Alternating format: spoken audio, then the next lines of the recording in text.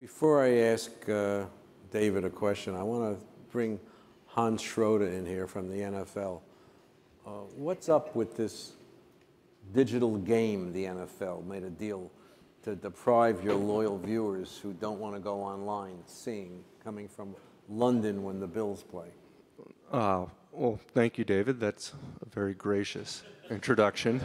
Well, it's also a plug. I don't want to make it seem like a but it actually crass gets back commercialism. to a couple things that Rick had touched on. I mean, one, going back several years, NBC's been a great partner of ours, and we started streaming games, I think, on 2008 on Sunday Night Football and done that ever since.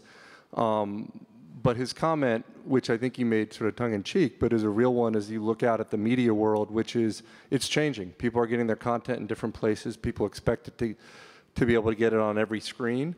And so for us, as we think about, we have great partners today, but who might be our partner of the future, to really understand what digital can do as far as delivery for a live NFL game. You know, we put a game that was looking in and out of a Thursday night NFL Network game on the air in 2007, and we had Akamai, who's a content delivery network that sort of manages infrastructure for the internet, calling us worrying that they're going to take the internet down by how many people we were getting at that time. That was only 400,000 concurrents back then. So when we're talking about an audience of 20 million people potentially for a game, that's obviously a lot of infrastructure, but digital's come a long way. So for us, and you see where some of these emerging companies are going, the opportunity to distribute a game principally over the internet and do it globally was really exciting for us. And we found a great partner in Yahoo.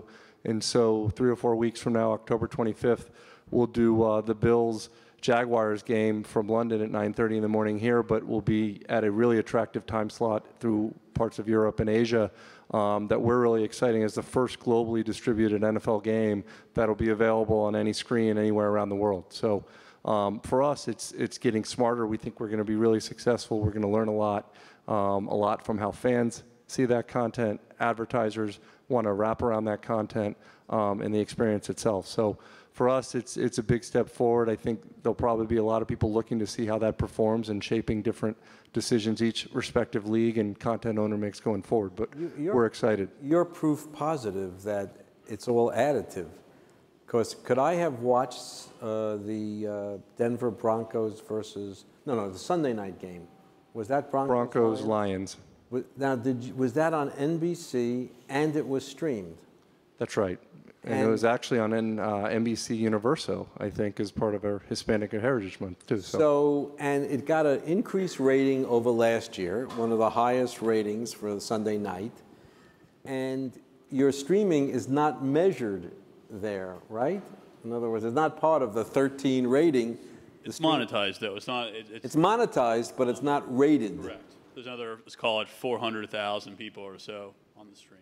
And Rick, I mean, David, at one point we thought 2 years ago we did the Super Bowl together, and we got an average audience of 115 million for the game. We peaked at 150 million people coming in. We still had 3 million people domestically streaming the game, over 3 million through mobile properties. You're breaking my heart and the heart of every other league. I think it's wonderful, and it really does show that it doesn't cannibalize. It actually. You say it's additive, but it is additive.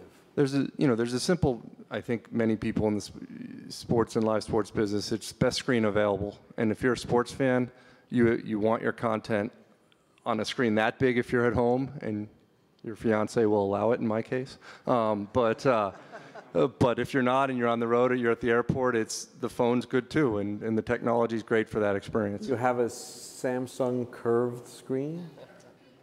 The curve didn't fit on our wall, David, so we're getting too much information now, but we do have a nice Samsung. All right. So.